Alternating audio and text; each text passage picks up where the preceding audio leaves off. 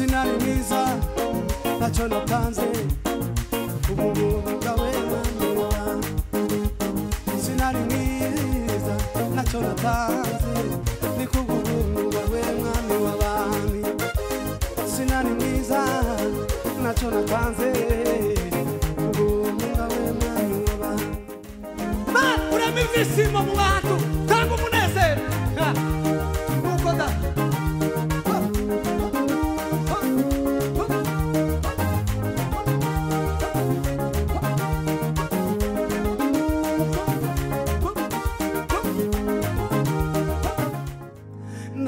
Kina mawa nazo ngine sengo asali ya mingi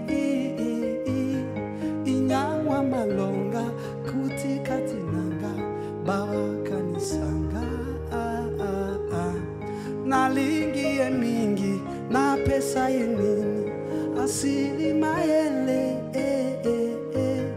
bongola talola banje lubakita toyemba pona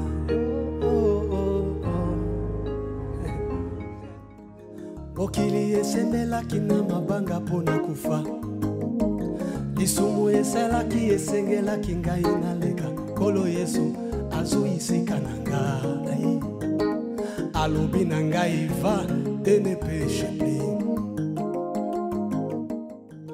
Amemelanga bomengo Alongolanga botutu apesanga elonga Melanga bomengo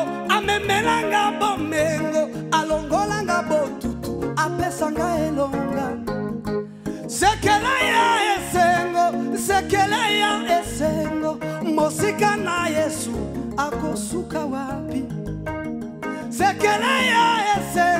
sekela ya kobonga na vi mosika na Yesu akosuka wapi mwambie Yesu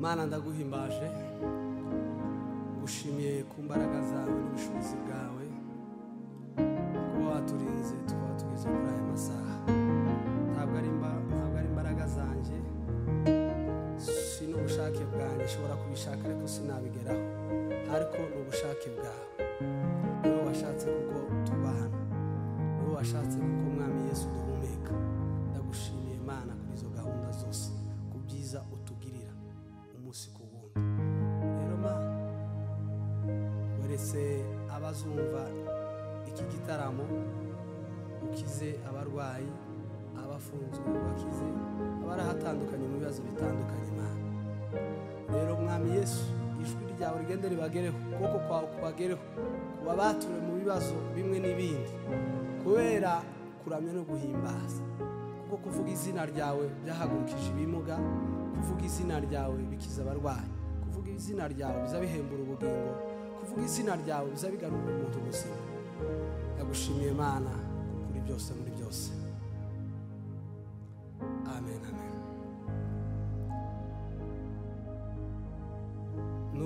nubwina baraza kwiyongera uzemere ko zindushi imbaraga wigisha ibiganza byanjye kurasana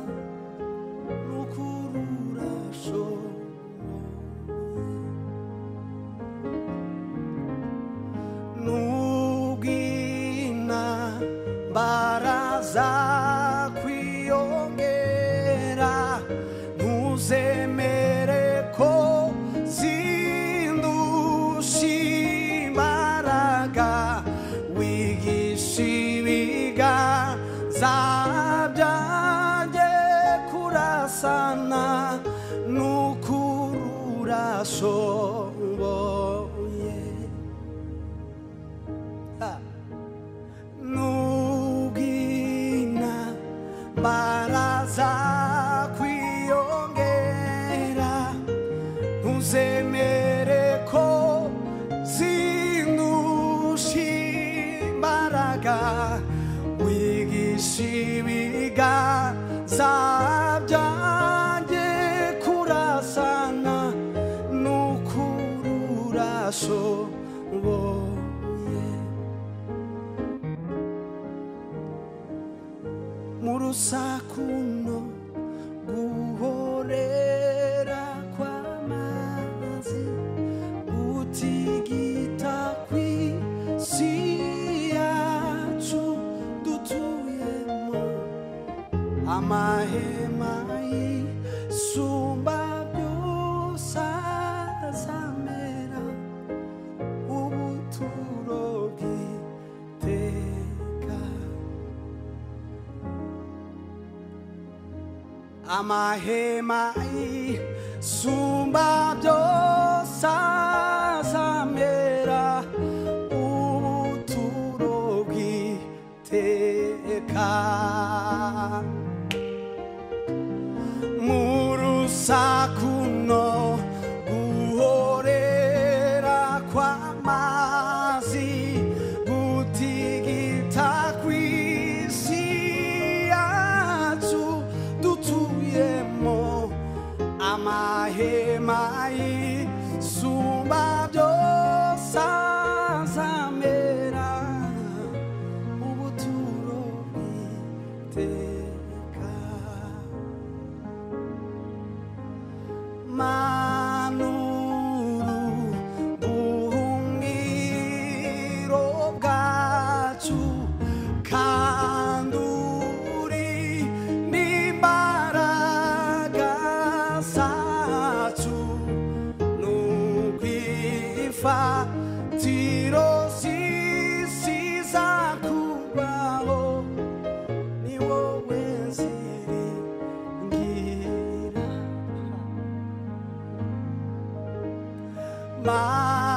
manuru buhungiro bwacu kanduri n'imbaraga zacu n'ubwifatiro z'isi zakurwaho ni wowe nziringira ntawundi nziringira mana ntawundi nziringira usibye imana ya Isiraheli usibye imana yo mu ijuru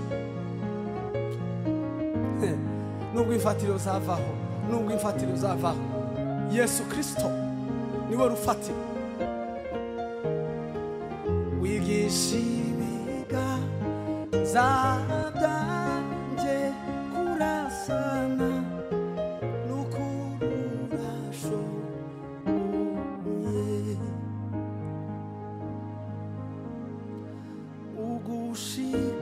ugushikamije umutima azaba mahoro masa ibirenge bye ntibizanyeganyezwa kuko utajya uhinduka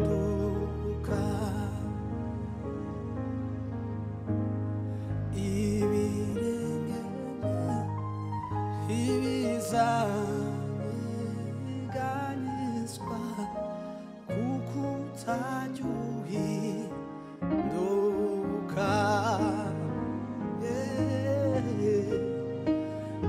ibirenge bye ntibizanyeganyezwa kuko utajya uhinduka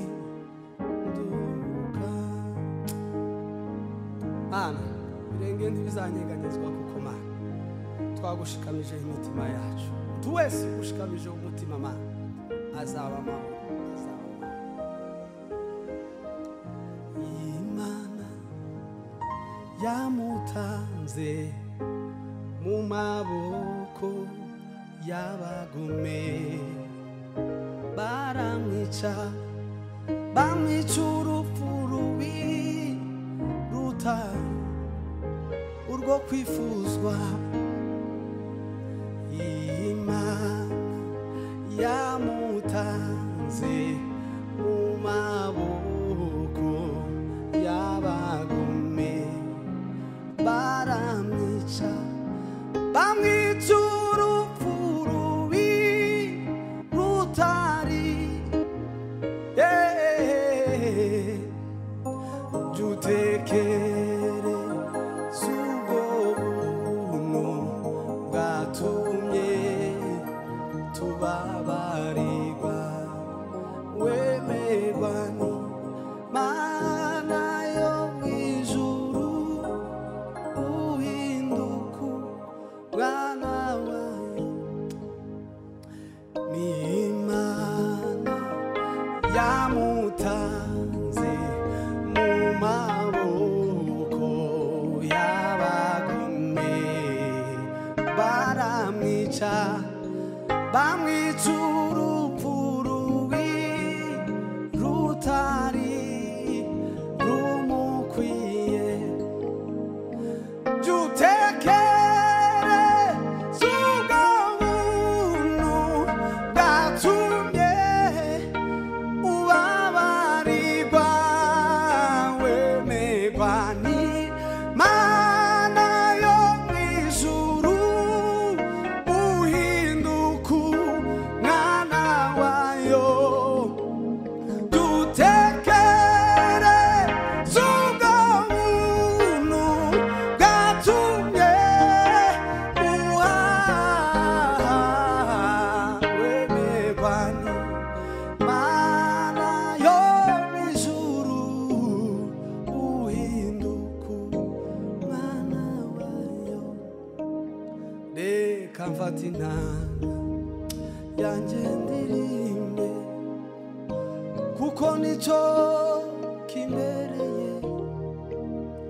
Ndashima Yesu wandekereje, wangize isi itarabaho, yafashe ibyaha byose nakoze, anyezesha amaraso ye. Ndashima Yesu wandekereje, wangize isi itarabaho. Reka mfata inanga yanjye ndirimbe, kuko nicyo kimbereye. Ndashima Yesu wandekereje, wangize isi itarabaho, yafashe ibyaha byose nakoze, anyezesha amaraso ye. Ndashima Yesu, ndashima Yesu we, Yesu we wankijije. Reka mfata inanga yanjye ndirimbe, kuko nicyo kimbereye. Ndashima Yesu wandekereje, wangize isi itarabaho, yafashe ibyaha byose nakoze, anyezesha amaraso ye. Ndashima Yesu, ndashima Yesu we, Yesu we wankijije. N'Imana yamutanze mu maboko y'abagome, baramwica bamwica urupfu rubi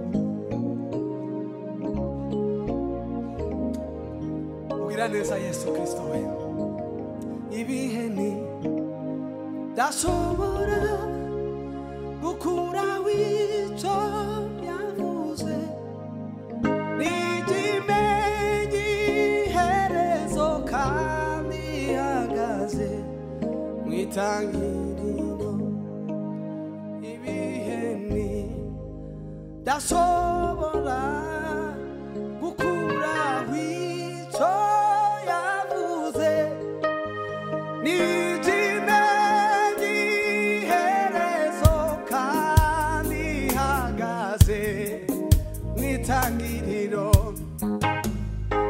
ibiheni dashobora gukura wico yavuze ijimenyi herezo kandi hagaze mwitangiriro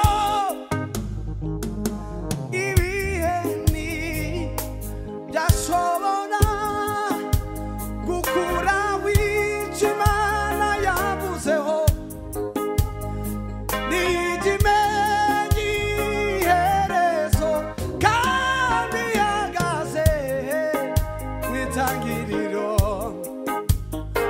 muhumure muhumure dufite Imana ikomeye idashobora kwirengagiza amarira yabera muhumure muhumure dufite Imana ikomeye idashobora kwirengagiza amarira yabera zome ta fibre de confère mibre de passe la confère himbazwe Mana Imana nziza yirengagiza amarira usitishwe na shida ndugu wala magonjwa iwe kupungukiwa fedha hayo yote ni kwa muda tu nakwambia usife moyo umwachie Mungu wako atakupa amani yake anafanya njia pasipokuwa na njia anafanya njia pasipokuwa na njia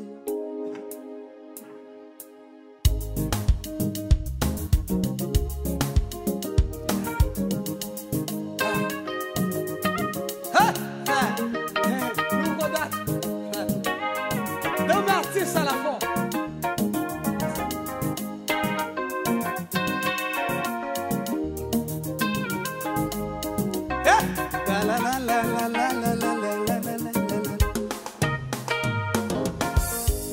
Usitishwe na shida ndugu wala magonjwa iwe kupungukiwa fedha hayo yote ni kwa muda tu nakwambia usife moyo umwambie Mungu wako ataondoa huzuni yake anafanya njia pasipokuwa na njia anafanya njia pasipokuwa na njia anafanya njia pasipokuwa na njia anafanya njia pasipokuwa na njia anafanya njia pasipokuwa na njia anafanya njia pasipokuwa na njia usitishwe na shida ndugu wala magonjwa iwe kupungukiwa fedha hayo yote ni kwa muda tu nakwambia usife moyo umwambie Mungu wako anaweza kukufanyikisha anafanya njia pasipokuwa na njia anafanya njia pasipokuwa na njia anafanya njia pasipokuwa na njia anafanya njia pasipokuwa na njia atafanya njia pasipokuwa na njia anafanya njia pasipokuwa na njia. Wakati mwingine ndugu, umeshindwa hata kuomba, moyo wako mzito sana, una huzuni tele moyoni.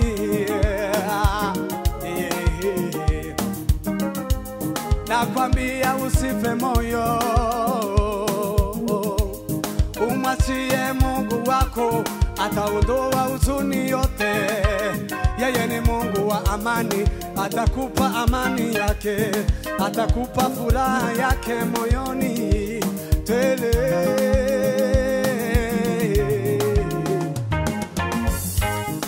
Wakati mwingine ndugu, umeshindwa hata kuomba, moyo wako mzito sana, una huzuni tele moyoni. Nakwambia usife moyo, umwachie Mungu wako, ataondoa huzuni yote. Yeye ni Mungu wa amani, atakupa amani yake, atakupa furaha yake moyoni tele.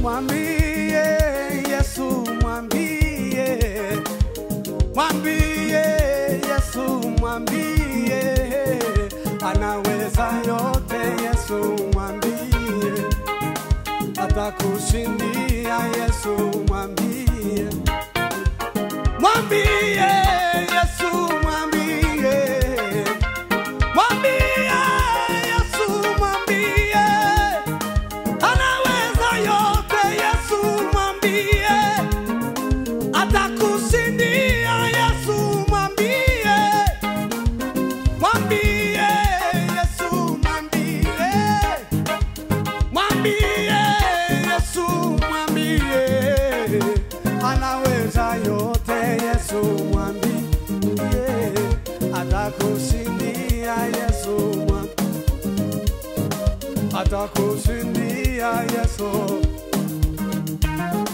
atakushindia. Yesu atakushindia. Yesu atakushindia. Yesu mwambie, atakushindia. Yesu mwambie, atakushindia. Yesu mwambie, atakushindia. Yesu mwambie, atakushindia. Yesu mwambie, atakushindia. Yesu mwambie yo, mwambie we, mwambie we, mwambie, mwambie, mwambie, mwambie, mwambie, mugire, mugire, mugire, mugire, mugire we, atakushindia. Yesu mwambie, yeah, atakushindia. Yesu mwambie, oh, atakushindia. Yesu mwambie, aha, atakushindia. Yesu mwambie, yeah, kala simefo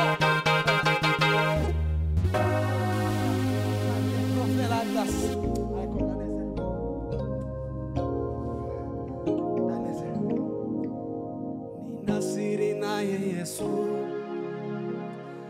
yanifanya niwe jasiri.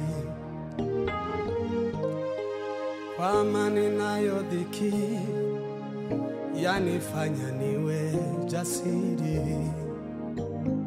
Yaniburudisha nikirukaruka, Hosana amen.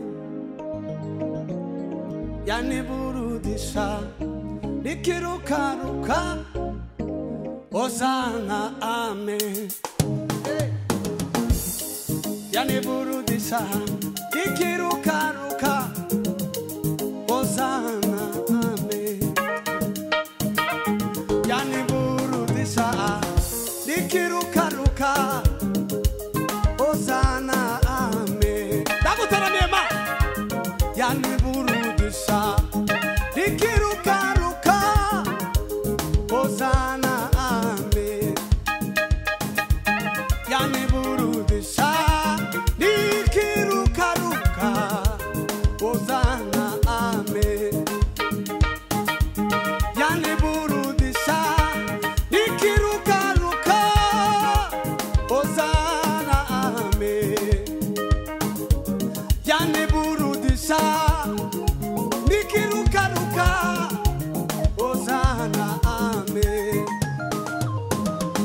yaniburudisha nikirukaruka.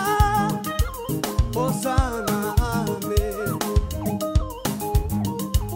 Nina siri naye Yesu, yanifanya niwe jasiri. Kwa amani nayo dhiki, yanifanya niwe jasiri. Yaniburudisha nikirukaruka. Hosana amen. Yaniburudisha nikirukaruka.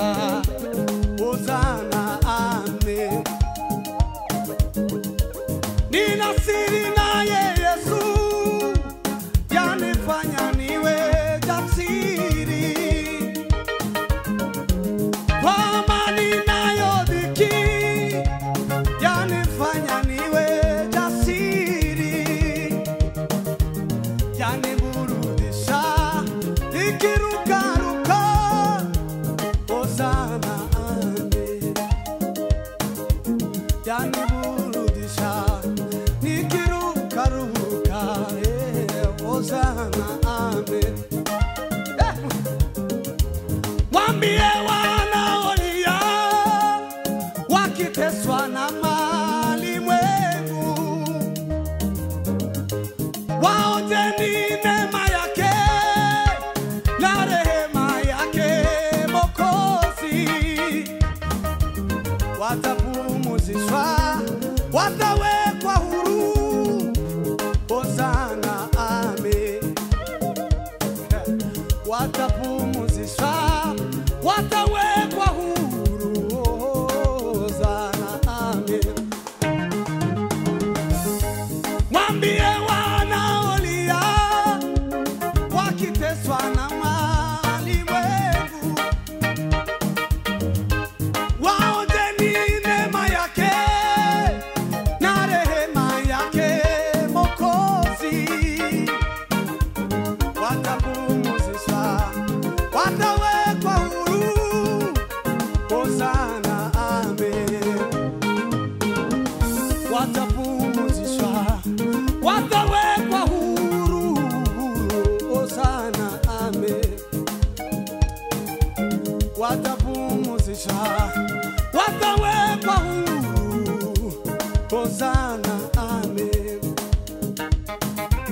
Yaniburudisha nikirukaruka.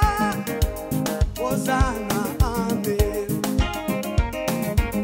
Yaniburudisha nikirukaruka. Hosana amen. Essa é minha lacrona latice.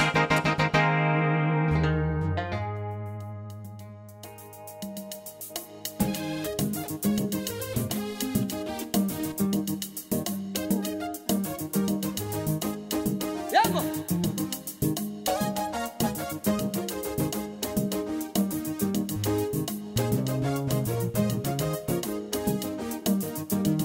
Subiramos.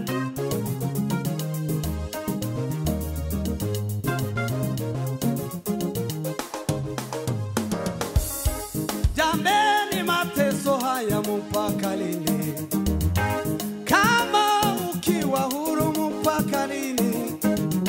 Nyumbani kwetu wenyewe tumekuwa wageni, kwenye nchi yetu tumekuwa watumwa, urithi wetu wenyewe tumekuwa baomba, tunaishi kwa mashaka kama watoto wa kambo, haki zetu za msingi nazo tumenyang'anya. Kumbe shetani umekalia mafanikio yetu, kumbe ibilisi umekamata baraka zetu, kumbe shetani umekalia mafanikio yetu, kumbe ibilisi umekamata baraka zetu, kumbe shetani umekalia mafanikio yetu, kumbe ibilisi umekamata baraka zetu. Sasa tunasema tumeshatambua vita tutapigana, tujue haki zetu. Sasa tunasema tumeshatambua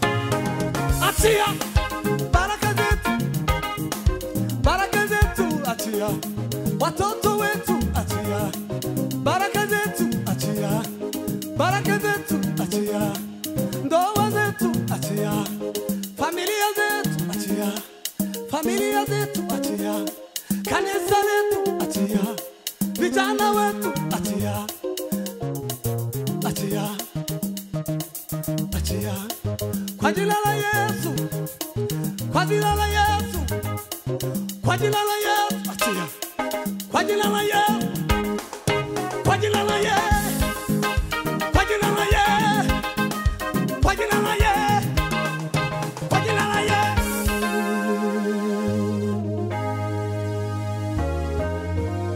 Tumekuvumilia kwa muda mrefu, metufanya adui sisi na baba yetu, metufanya wajinga sijui haki zetu, tumekuvumilia kwa muda mrefu, umetufanya adui sisi na baba yetu, tumekuwa wajinga sijui haki zetu, tumekuwa wajinga sijui haki zetu, saa imefika ni lazima utoke kwetu, saa imefika ni lazima utoke kwetu, sani hii ni lazima utoke kwetu, sani hii ni lazima utoke kwetu, tumekuvumilia kwa muda mrefu, umetufanya adui sisi na baba yetu,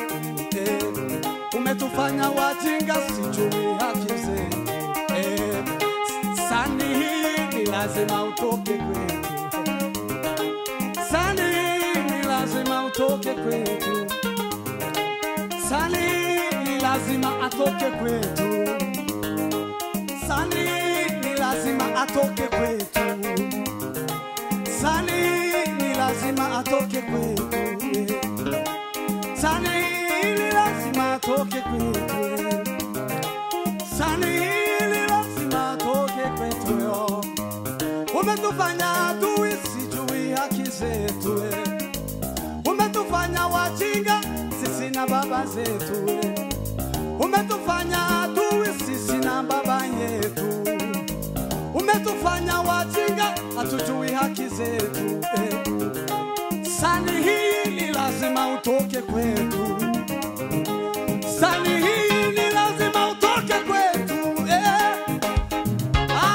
ni lazima utoke kwetu, sani hii ni lazima utoke kwetu, sasa tumejua,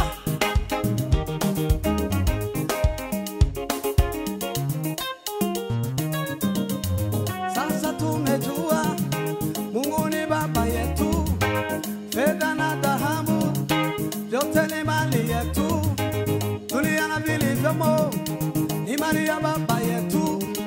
Sasa tumejua Mungu ni baba yetu, fedha na dhahabu vyote ni mali yetu, dunia na vilivyomo ni mali ya baba yetu.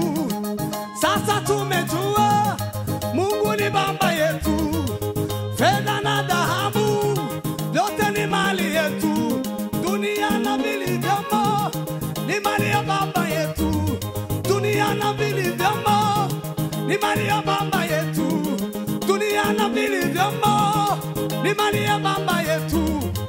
Tena usipende lazima uachie, tumetoka.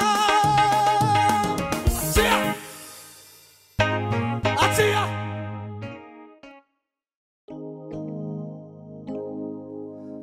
Boya kotala, azana bobo, kolo Yesu alongolinga soni, masia Yesu akabelinga bobo, boya kotala, azana bobo, kolo Yesu alongolinga soni, masia Yesu akabelinga bobo, boya kotala, azana bomoyi, Kolo Yesu alongolinga soni. Masiya Yesu akabelinga bomoyi. Boya kotala asana bomoyi. Kolo Yesu alongolinga soni. Masiya Yesu akabelinga bomoyi. Boya kotala asana bomoyi. Kolo Yesu alongolinga soni. Masiya Yesu akabelinga bomoyi. Nazalaka ya kotelenga na mokili. Otwa mosumunga na talanga lisoma wa Kolo Yesu alongolinga soni. Masiya Yesu akabelinga bomoyi. Mokili esembelaki na mabanga pona kufa. Lisumu esalaki esengelaki ngai naleka. Kolo Yesu azuisika na ngai.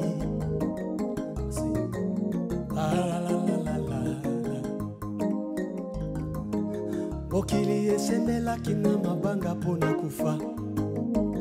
Lisumu esalaki esengelaki ngai naleka. Kolo Yesu azuisika na ngai. Alobi na ngai va et ne péche plus. Boya kotala azana bomoyi. Kolo Yesu alongolinga soni. Masiya Yesu akabelinga bomo. Amemelanga bomengo, amemelanga bomengo, alongolanga botutu, apesanga elonga. Amemelanga bomengo, amemelanga bomengo, alongolanga botutu, apesanga elonga. Sekeleya esengo, sekeleya esengo, mosika na Yesu akosuka wapi. Sekeleya esengo, sekeleya kobonga na vi, mosika na Yesu akosuka wapi. Amemelanga bomengo, amemelanga bomengo, alongolanga botutu, apesanga elonga.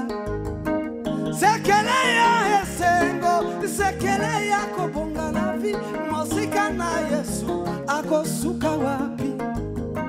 Sekeleya esengo, sekeleya kobonga na vi, mosika na Yesu akosuka wapi. Bolingo ya Nzambe eyembisinga nzembo. Kolo Yesu alongolinga soni. Masiya Yesu akabelinga bomoyi.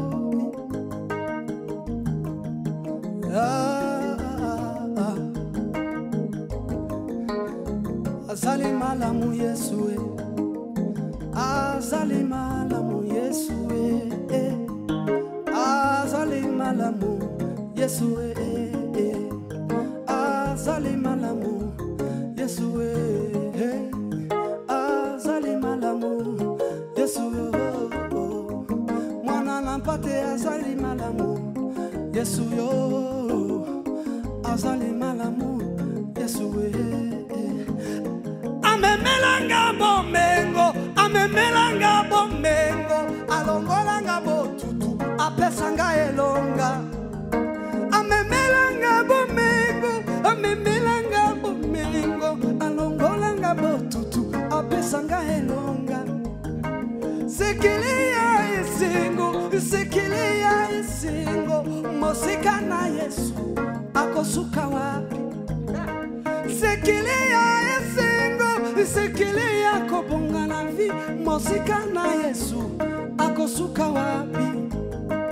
Bolingo ya Yesu yembisinga nsembo. Kolo Yesu alongolinga soni. Masiya Yesu akabelinga bomoyi. Alongolinga soni. Masiya Yesu akabelinga bomoyi.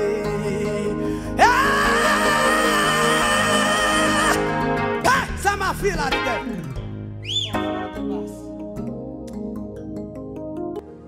Na yaki na mawa na zongine sengo asili ya mingi inyangwa malonga kutika tinanga boa kanisanga na lingi ye mingi na pesa ye nini asili mayele fongola talola baje lubakita toyemba ponayo na yaki na mawa na zongine sengo asali ya mingi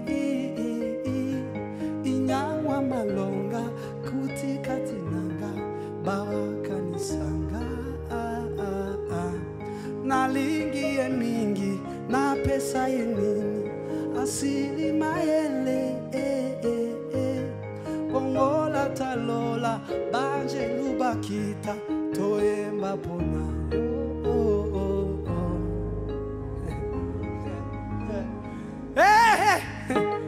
bande konangai tunawasalimia bakongomani bote tunawasalimia.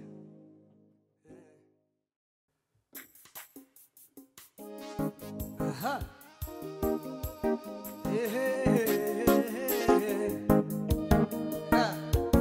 Hallelujah, hallelujah, hallelujah. Dane sereo nukuri. Dane sereo Yesue. Dakune sereo Kristo. Ni uindura mateka. Uwaru musumba kamungami. Anakimwe. Kimunanira agegibihe niuindura mateka uwari umusumba kabumami anakimwe kimunanira agegibihe niuindura mateka umusumba kabumami anakimwe kimunanira agegibihe niwe wimura batware akimika abandi mu gihe cye nanakimwe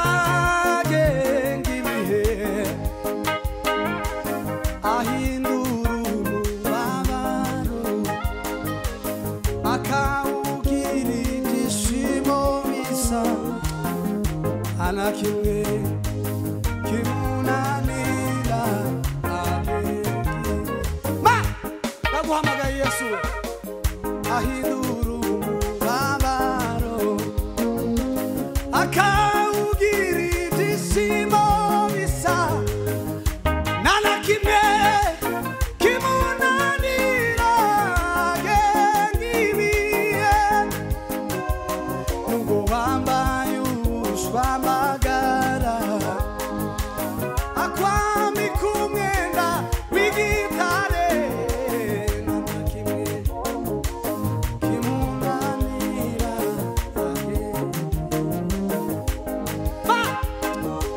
nanakimwe kitakitunanira mana data sime fore de ba yo hari igihe umuntu azagera muri ka akumva kuko Imana itakiri kumwe nawe abanyabwoba n'abatize ngo barangize bagatera Imana ubwo ariko abantu bihanga nibo bazongera kubisubiza hari mu wihanganye mwene data twihangane twihangane twihangane berasime fore de ba kiwine de la se Mungu wa majeshi we mokozi baba we wangati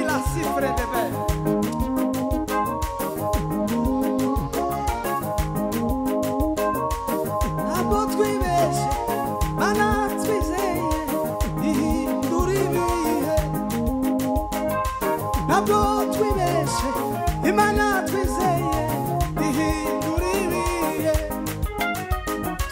ntabwo twibeshye Imana twizeye ihindura ibihe abandi baciye bagapfa niho nanjye naciye ndabaho aho abandi baciye bagapfa niho nanjye naciye ndabaho sinari mwiza ntacyo natanze ubuntu bwawe mwami wanjye sinari mwiza ntacyo natanze ni kubw'ubuntu bwawe mwami w'abami sinari mwiza ntacyo natanze ubuntu bwawe mwami w'abami